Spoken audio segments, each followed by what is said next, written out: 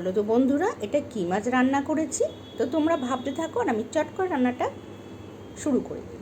তো কড়াতে তেল দিয়ে পেঁয়াজ, ক্যাপসিকাম, টমেটো হালকা করে ভেজে তুলে নিয়েছি। তারপরে ওই তেলে দিয়ে দিয়েছিলাম সামান্য কালো জিরে, তারপরে হলুদ, লঙ্কার গুঁড়ো, লবণ, চিনি, টক দই দিয়ে খুব ভালো করে মশলা কষিয়ে নিয়েছিলাম। আর আঁচটা অবশ্যই আমি কমিয়ে নিয়েছিলাম, নাহলে দইটা ফেটে যেতে পারে। তো মশলা খুব ভালো করে কষা হয়ে গেলে দিয়ে দিয়েছিলাম জল।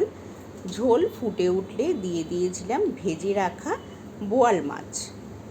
তো এই ধরনের রেসিপি আগে মনে হয় কেউ করেনি। তো যাই হোক, মাছ ফুটে উঠলে আমি দিয়ে দিয়েছিলাম আগে থেকে ভেজে রাখা ক্যাপসিকাম, পেঁয়াজ আর টমেটোটা দিয়ে আরেকটু ফুটিয়ে নামিয়ে নিয়েছিলাম। তো দেখতে তো অসাধারণ হয়েছিল, খেতে তো দুর্দান্ত স্বাদের হয়েছিল। তো তোমাদের কেমন লাগলো অবশ্যই কমেন্ট করে জানিও। আজ আসি, টাটা।